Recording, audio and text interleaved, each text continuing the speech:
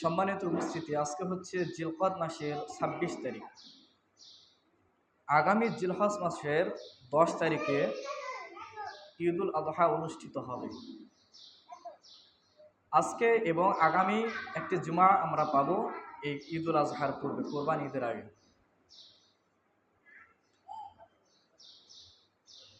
আমরা আজকে কোরবানির সংক্ষিপ্ত ইতিহাস, তথ্য এবং কোরবানির ফাজাইল এবং মাসাইল সম্পর্কে সংক্ষিপ্ত আলোচনা করব। আপনারা জানেন যে ইতিপূর্বে আমি যতদিন থেকে আছি, আমি কোনো ঘটনা বা গল্প গুজবকে কিন্তু পছন্দ করি না, বা কোনোদিন আমি এগুলোর বিষয়ে আলোচনাও করি না। যেহেতু কোরবানির ইতিহাস সম্পর্কে আমাদের সংক্ষিপ্ত আলোচনা আসবে, সেটা আমাদের জানা দরকার যে আসলে কোরবানিটা কোথা থেকে এসেছে। প্রত্যেক নবীর যুগে কোরবানি ছিল, কিন্তু সকলের কোরবানি ধারাগুলো ছিল ভিন্ন রকম। হজরত আদম আলাইহিস সালাম এবং তার সন্তানদের জামানার মধ্যে কোরবানির যে প্রেক্ষাপট, সেটা ছিল ভিন্ন রকম।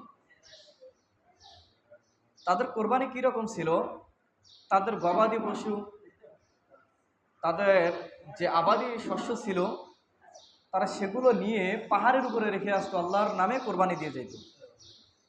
যদি আসমান থেকে কোনো আগুন এসে সেই পশু বা সেই শস্যগুলোকে পুরো ভস্ম করে দিয়ে দিত, তাহলে বুঝতো যে তার কোরবানিটা কবুল হয়েছে।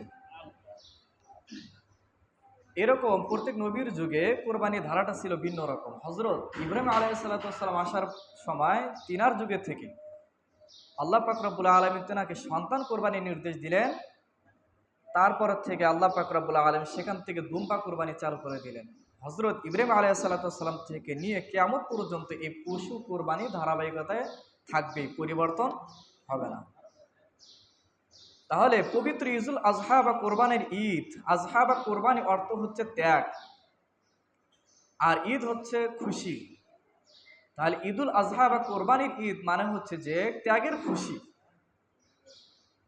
এই কোরবানির দিনে আল্লাহ পাক রব্বুল আলামিনের উদ্দেশ্য জানোয়ার জবাই করা হয়, এর মাধ্যমে মালের ত্যাগ স্বীকার করা হয়, মালের কোরবানি দেওয়া হয়, এবং এই মালের কোরবানি দিতে পারার মাধ্যমে মুমিন মুসলমানরা একটি আনন্দ বোধ করে। এর জন্য একে কোরবানির ঈদ বলা হয়। আরবিতে আমরা বলে থাকি ঈদুল আজহা। ইসলামে অনেক ধরনের কোরবানি বা ত্যাগের বিধান রয়েছে। তার মধ্যে এক ধরনের কোরবানি হলো জানের কোরবানি, যেমন নামাজ, রোজা, হজ, জিহাদ ইত্যাদির বিধান। এগুলো হচ্ছে জানের বিধান, জানের কোরবানি। এগুলো পালন করতে গেলে কিছুটা জানকে কষ্ট দিতে হয়, দেহকে কষ্ট দিতে হয়। এমনকি জিহাদে গেলে নিজের জীবনটা পর্যন্ত চলে যেতে পারে। আর এক ধরনের কোরবানি হলো মালের কোরবানি, সম্পদের কোরবানি, যেমন কোরবানি, হজ, এগুলোর ক্ষেত্রে আমাদের কোরবানি হচ্ছে যে মালের কোরবানি। এসব বিধান পালনের মাধ্যমে আমাদের সম্পদের মালের কোরবানি হয়ে যায়। হজের মধ্যে দুইটাই পাওয়া যায়, অর্থাৎ সম্পদের এবং জানের অর্থাৎ শারীরিক দুইটাই কোরবানি পাওয়া যায়। কিন্তু এই দুইটা কোরবানি ব্যতীত আরেকটা কোরবানি রয়েছে, বড় কোরবানি, সেটাকে বলা হয় মনের কোরবানি। আর সবচাইতে বড় কোরবানি হচ্ছে মনের কোরবানি। কারণ মানুষের পক্ষে জানমাল ব্যয় করা সহজ এবং জানমালের কোরবানি দেওয়া সহজ, কিন্তু মনের কোরবানি দেওয়া এত সহজ নয়। কারণ মহানবী মুহাম্মদ সাল্লাল্লাহু আলাইহি সাল্লামের যুগে কাফেররা নিজেদের জানমালের কোরবানি দিত, কিন্তু তাদের মনের কোরবানি তারা দিত না। এমনকি মুসলমানের বিরুদ্ধে তারা যুদ্ধ করে, তারা ধ্বংস হয়ে যাইত, হত্যা হয়ে যাইত, কিন্তু তাদের মনের কোরবানি তারা কখনোই দিত না, যে আসলে ইসলাম ধর্মটা সঠিক, এটা তারা মেনে নিত না। তাহলে তারা তাদের জানের কোরবানি, সম্পদের কোরবানি অনায়াসে দেওয়া যায়, কিন্তু মনের কোরবানি তারা দিত না। তাহলে বোঝা গেল যে মনের কোরবানি হচ্ছে আসল কোরবানি, আর এটা হচ্ছে সবচাইতে বড় কোরবানি। সামনে ঈদুল আজহা বা কোরবানির ঈদ আসতেছে। এখানের মূল উদ্দেশ্য হচ্ছে আমাদের মনের কোরবানি। কারণ মানুষ সব কিছুর কোরবানি দিতে পারে, কিন্তু মনের কোরবানি সহজে দিতে পারে না। এটা হচ্ছে আসল। এই কোরবানির জন্তু জবাইয়ের মাধ্যমে বিপুল পরিমাণ অর্থ ব্যয় হয়। এ অর্থেই হচ্ছে মনের থেকে এটা আল্লাহ রাস্তায় দিয়ে দেওয়া। তার সম্পদের প্রতি, তার জানের প্রতি, তার মালের প্রতি যে ত্যাগটা ছিল, সে ত্যাগটাকে সে কোরবানি করে। তাহলে বুঝতে হবে এটা তার মনের কোরবানি। তাহলে কোরবানি করতে গেলে অনেক সময় মনের মধ্যে গোশত খাওয়ার একটা মনোভাব চলে আসে, বা আমি সবচাইতে দামি পশুটা কিনেছি, মানুষেরা বলবে সবচাইতে দামি পশুটা আমি কোরবানি করতেছি, এরকম একটা মনের ভিতরে আসবে। এই সবগুলোকেই আমাদের কোরবানি দিতে হবে না, একমাত্র উদ্দেশ্য হবে আল্লাহ পাক রব্বুল আলামিনকে সন্তুষ্ট করার উদ্দেশ্যে কোরবানি করা। তাহলে এই মনের কোরবানিটা হচ্ছে সবচাইতে বড় কোরবানি। মানুষ মনের এই সব যখন তাদের ভুল ধ্যান ধারণাকে ছুঁড়ে ফেলে সঠিক একটা ইখলাস, সঠিক একটা যখন তারা নিয়তকে বেছে নেয় আল্লাহ সন্তুষ্টির উদ্দেশ্যে, এটাই হচ্ছে আসল। যেমন আল্লাহ পাক রব্বুল আলামিন সূরাত হজের ৩৭ নম্বর আয়াতের মধ্যে বলেন, লা ইয়ানালুল্লাহু লুহুমুহা ওয়ালা দিমাউহা ওয়ালাকিন ইয়ানালুহুত তাকওয়া মিনকুম। লা ইয়ানালুল্লাহু লুহুমুহা ওয়ালা দিমাউহা, আল্লাহ পাক রব্বুল আলামিনের কাছে তোমরা যে পশুটা কোরবানি করবে তার গোশত এবং তার রক্ত আল্লাহর কাছে পৌঁছে না। অর্থাৎ তুমি যদি তোমার কোরবানির সময় নিয়তকে যদি খাঁটি করো, কোরবানি যে করতেছো এই কোরবানির গোশত কিন্তু আল্লাহর কাছে যাবে না, এই কোরবানির রক্ত আল্লাহর কাছে যাবে না। কি যাবে? ওয়ালাকিন ইয়ানালুহুত তাকওয়া মিনকুম, হ্যাঁ আল্লাহর কাছে যাবে ওই জিনিসটা, সেটা হচ্ছে তাকওয়া, তোমাদের ভিতর থেকে যে তাকওয়া, যে আমি একমাত্র আল্লাহ পাক রব্বুল আলামিনের সন্তুষ্টি উদ্দেশ্যে আমি কোরবানিটা করতেছি, এটা আল্লাহর কাছে পৌঁছবে। এই কোরবানির গোশত, কোরবানির চামড়া, কোরবানির হাড্ডি, কোরবানির রক্ত এগুলো আল্লাহর কাছে পৌঁছবে না, শুধু একমাত্র পৌঁছবে আল্লাহ পাক রব্বুল আলামিনের নিকটে, সেটা হচ্ছে তাকওয়া। যেমন আল্লাহ পাক রব্বুল আলামিন সূরাতুল হজ ৩৬ নম্বর আয়াতের মধ্যে বলেন, ওয়াল বুদনা জাআলনা লাকুম মিন শাআইরিল্লাহ, উট এবং কোরবানির মধ্যে যত জানোয়ারকে তোমরা কোরবানি করো এই সমস্ত কিছুই আল্লাহ পাকের শাআইরের মধ্যে, আল্লাহ পাকের নিদর্শন সমূহের মধ্যে থেকে একটি নিদর্শন। লাকুম ফিহা খায়র, এবং এই সমস্ত জানোয়ারের মধ্যে তোমাদের জন্য রয়েছে উত্তম প্রতিদান, তোমাদের জন্য রয়েছে ভালো। ফাযকুরুসমাল্লাহি আলাইহা সাওয়াফা, যখন এই সমস্ত জানোয়ারগুলো, এই সমস্ত প্রাণীগুলো সারিবদ্ধভাবে দাঁড়াবে, তখন তোমরা তাদের উপরে আল্লাহর নাম স্মরণ করো, অর্থাৎ তোমরা আল্লাহর নামে, আল্লাহর উদ্দেশ্যে তোমরা এই জানোয়ারগুলোকে কোরবানি করো। ফাইদা ওয়াজাবাত জুনুবুহা, যখন এই সমস্ত প্রাণীকে যখন তোমরা কোরবানি করবে, কোরবানি করার পর যখন এই পশুগুলো নিস্তেজ হয়ে যাবে, শুয়ে পড়বে, তখন তোমরা তার মধ্যে থেকে তাদের গোশতগুলো তোমরা ভক্ষণ করো। ওয়াতিমুল কানিআ ওয়াল মু'তার, এবং তোমাদের মধ্যে থেকে যারা তোমাদের নিকটে কোনো কিছু চাইতে পারে না তাদেরকেও খাওয়াও, এবং যারা তোমাদের নিকটে চায় তাদেরকে খাওয়াও। কাযালিকা সাখরনাহা লাকুম লাআল্লাকুম তাশকুরুন, আল্লাহ পাক রব্বুল আলামিন বলে এই সমস্ত জানোয়ারগুলোকে আমি তোমাদের জন্য, তোমাদের কাজে লাগিয়ে দিয়েছি, তোমাদের বশীভূত করেছি যেন তোমরা শুকরিয়া আদায় করো। তাহলে কোরবানির উদ্দেশ্য হচ্ছে একমাত্র আল্লাহ তাআলার শুকরিয়া আদায় করা। এই উট, গরু, ছাগল, দুম্বা যা কিছু তোমরা কোরবানি করো এগুলো আল্লাহ তাআলার নিদর্শন সমূহের মধ্যে থেকে এক প্রকার নিদর্শন, আর এগুলোর মধ্যেই তোমাদের জন্য রয়েছে উত্তম প্রতিদান। যখন এগুলো সারিবদ্ধভাবে দাঁড়াবে তোমরা আল্লাহর নামে তাদেরকে জবাই করো, এবং এগুলা যখন একবারে নিস্তেজ হয়ে যাবে জবাই করার পরে তাদের থেকে তোমরা গোশত ভক্ষণ করো, এবং তোমাদের মধ্যে থেকে যারা অভাবগ্রস্ত কিন্তু মানুষের কাছে চাইতে পারে না তাদেরকে তোমরা খাওয়াও, এবং যারা চায় তাদেরকেও খাওয়াও। আর এগুলো তোমাদের বশীভূত করে দিয়েছি যেন তোমরা আল্লাহ পাক রব্বুল আলামিনের শুকরিয়া আদায় করো।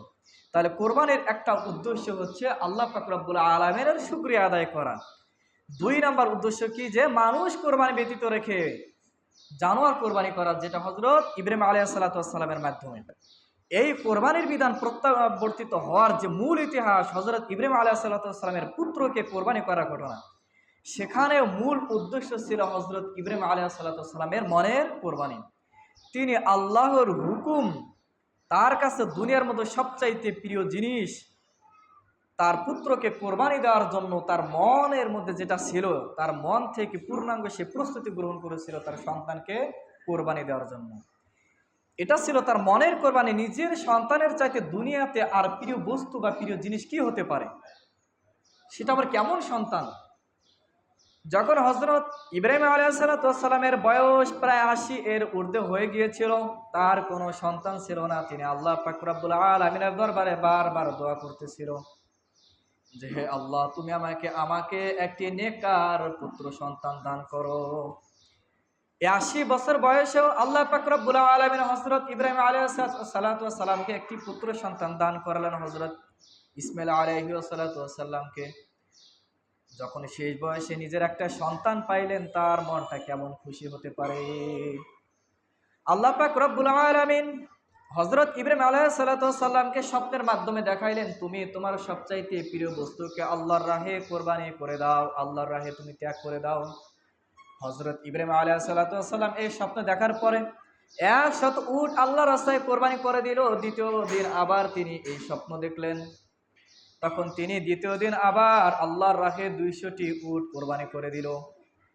আল্লাহ পাক রব্বুল আলামিন আবার তাকে স্বপ্ন দেখাইলো, সবচাইতে প্রিয় বস্তু তুমি আল্লাহর রাহে কোরবানি করে দাও। তখন হযরত ইব্রাহিম আলাইহিস সালাম ৩০০ উট কোরবানি করে দিল। আবার আল্লাহ পাক রব্বুল আলামিন তাকে স্বপ্নে দেখাইলো, তুমি তোমার দুনিয়ার মধ্যে সবচাইতে প্রিয় বস্তুকে তুমি আল্লাহর রাহে কোরবানি করে দাও। তখন হযরত ইব্রাহিম আলাইহিস সালাম টেনশনে পড়ে গেলেন, চিন্তায় পড়ে গেলেন যে দুনিয়ার মধ্যে সবচাইতে প্রিয় বস্তু কি। চিন্তা করতে করতে এক সময় তিনি বুঝতে পারলেন, দুনিয়ার মধ্যে আমার সন্তানের চাইতে আমার আর প্রিয় বস্তু আর কিছুই নয়। আল্লাহ পাক রব্বুল আলামিন ডাইরেক্ট সরাসরি ওহির মাধ্যমে জানাই দিতে পারতেন যে তুমি তোমার প্রিয় বস্তুকে তুমি কোরবানি করে দাও, কিন্তু আল্লাহ পাক রব্বুল আলামিন সেটা না করে স্বপ্নের মাধ্যমে দেখাইলেন। কারণ নবীদের স্বপ্ন হচ্ছে ওহী, কারণ নবীদের স্বপ্ন সেটা হচ্ছে বাস্তব ঘটনা। আমরা যখন কোনো স্বপ্ন দেখি, আমাদের স্বপ্ন কখনোই বাস্তব হতে পারে না, সেটা কখনোই ওহী হতে পারে না, সেটা বাস্তবে রূপান্তর করার কোনো প্রশ্নই আসে না। কারণ নবীরা যখন ঘুমায় তাদের চোখগুলো ঘুমায়, কিন্তু তাদের অন্তরগুলো জাগ্রত থাকে। তারা স্বপ্ন যা দেখে ঘুমের পরে সেই স্বপ্নের পূর্ণাঙ্গ বিবরণ তারা দিতে পারে, সেই স্বপ্নের পূর্ণাঙ্গ বিবরণ তাদের মুখস্থ থাকে। কিন্তু আমরা যখন কোনো স্বপ্ন দেখি, সেটা আমাদের পরিপূর্ণভাবে মনে থাকে না। যদি আমরা কোনো স্বপ্নে দেখি যে অমুক মাজার এটা দিলে আমার অমুক কাজটা হয়ে গেল, অমুক জায়গায় এটা দিলে আমার অমুক কাজটা হয়ে গেল, অমুক পূজার মণ্ডপে ওই জিনিসটা দিলে, দুধ কলা দিলে আমার অমুক কাজটা হয়ে গেল, এটা আমার কখনোই করা যাবে না, কারণ এটা আমাদের শরীয়তে নয়। কারণ আমাদের স্বপ্ন কখনোই বাস্তবে রূপ নিতে পারে না, কারণ আমাদের স্বপ্ন কোনো সময় ওই হতে পারে না, ইলহাম হতে পারে না। কারণ স্বপ্ন আমরা কি দেখি না দেখি, পূর্ণাঙ্গ স্বপ্ন আমাদের মনে থাকে না। কিন্তু নবীদের স্বপ্ন ছিল এক প্রকার ওহী। এর জন্য হযরত ইব্রাহিম আলাইহিস সালামকে আল্লাহ পাক রব্বুল আলামিন পরীক্ষাটা একটু কঠিন করে দিলেন। এই কঠিন পরীক্ষার মাধ্যমে উত্তীর্ণ হয়ে আল্লাহ পাক রব্বুল আলামিন ইব্রাহিমকে তাহাকে খলিল রূপে গ্রহণ করে নিলেন। এর জন্য ইব্রাহিম আলাইহিস সালামের পরীক্ষাগুলো ছিল খুবই কঠিন। আল্লাহ পাক রব্বুল আলামিন সরাসরি ওহির মাধ্যমে জানাই দিতে পারতেন যে তোমার প্রিয় বস্তুকে তুমি আল্লাহর রাহে কোরবানি করে দাও। আল্লাহ পাক রব্বুল আলামিন পরীক্ষাটা একটু কঠিন করে দিয়েছেন, স্বপ্নের মাধ্যমে দেখাইছেন। হযরত ইব্রাহিম আলাইহিস সালাম সেই স্বপ্নকে বাস্তবায়ন করার জন্য হযরত ইসমাঈল আলাইহিস সালামকে নিয়ে তিনি টেনশনে পড়ে গেলেন। এখন তিনি কি করবেন কিছুই বুঝে উঠতে পারলেন না। এই স্বপ্নের বাস্তব রূপ দিতে গিয়ে হযরত ইব্রাহিম আলাইহিস সালাম তার সন্তান ইসমাঈল আলাইহিস সালামকে নিয়ে মিনার ময়দানে চলে যাচ্ছিলেন। এমন সময়ে শয়তান ধোঁকা দিতে লাগলো যে, হে ইসমাঈল, তুমি কোথায় যাচ্ছ? তিনি বললেন, আমি আমার বাবার সাথে কাজে যাচ্ছি। সেই শয়তান বলতেছে যে, তোমার বাবা তোমাকে কোরবানি করবে, তুমি কি এটা জানো? হযরত ইসমাঈল আলাইহিস সালাম তার কথাকে তোয়াক্কা করলেন না। এভাবে তারা যখন সে মিনার ময়দানে চলে গেলেন, তখন হযরত ইব্রাহিম আলাইহিস সালাম হযরত ইসমাঈল আলাইহিস সালামকে বলতে লাগলেন, যেটা আল্লাহ পাক রব্বুল আলামিন সূরাতুস সাফাতের ১০২ নম্বর আয়াতের মধ্যে বর্ণনা করেন। قال يا بني إني أرى في المنام أني أذبحك فانظر ماذا ترى قال يا بني إني أرى في المنام হে আমার প্রিয় পুত্র, হে আমার প্রিয় সন্তান, আমি স্বপ্নে দেখেছি ইন্নি আযবাহুকা, তোমাকে জবাই করতে, ফানজুর মাযা তারা, এখন তুমি ভেবে দেখো তুমি কি করবে। হযরত ইব্রাহিম আলাইহিস সালাতু ওয়াস সালামকে আল্লাহ পাক রব্বুল আলামিন আদেশ করেছেন, তুমি তোমার সন্তানকে, তোমার প্রিয় বস্তুকে কোরবানি করো। এখন সন্তান রাজি থাকলে তিনি কোরবানি করবেন, না থাকলেও তিনি কোরবানি করবেন। তারপরে হযরত ইব্রাহিম আলাইহিস সালাতু ওয়াস সালাম নিজের সন্তানকে পরীক্ষা করার জন্য বললেন যে, আমি তো স্বপ্নে দেখেছি তোমাকে জবাই করার বিষয়। এখন তুমি ভেবে দেখো তুমি কি করবে। নবীদের সন্তান কখনোই পরীক্ষার মধ্যে ফেল করার নয়, কারণ বাবার পরেই তিনিও নবী হবেন, তিনিও কখনোই পরীক্ষার মধ্যে ফেল করতে পারেন না। তখন পুত্র জবাব দিলেন, ক্বালা ইয়া আবাতি ফাআল মা তুমার, হে প্রিয় পিতা, আল্লাহ পাক রব্বুল আলামিন তোমাকে যে আদেশ করেছেন তুমি সে আদেশকে, সে স্বপ্নকে তুমি বাস্তবায়ন করো। তোমাকে যা বলা হয়েছে তুমি তাই করো। সাতাজিদুনি ইনশাআল্লাহু মিনাস সাবিরিন, আপনি আমাকে ধৈর্যশীলদের মধ্যেই পাবেন। রয়েতে এসেছে পুত্র আরো বললেন, হে আমার পিতা, আপনি আমার চোখকে ভালোভাবে বেঁধে নিন এবং আপনার চোখকে বেঁধে নিন। যদি আপনি আমাকে দেখেন তাহলে হয়তোবা কোরবানি করার সময় আপনার মনের মধ্যে মায়া জাগতে পারে, এবং আপনি আমার হাত পাগুলো ভালোভাবে শক্ত করে বেঁধে নেন, কারণ কোরবানি করার সময় হয়তোবা আমি যদি নড়াচড়া করি তাহলে আপনার কোরবানি করতে অনেক সমস্যা হয়ে যেতে পারে, আপনার কষ্ট হতে পারে। এবং আপনি আমাকে যেই ছুরি দ্বারা কোরবানি করবেন সেই ছুরিটা আপনি ভালোভাবে ধারালো করে নেন, যাতে আপনি জবাই করার কাজটি আপনি তাড়াতাড়ি সেরে নিতে পারেন। এভাবে হযরত ইব্রাহিম আলাইহিস সালাতু ওয়াস সালাম পুত্রকে জবাই করার জন্য পূর্ণভাবে উদ্যোগ নিলেন।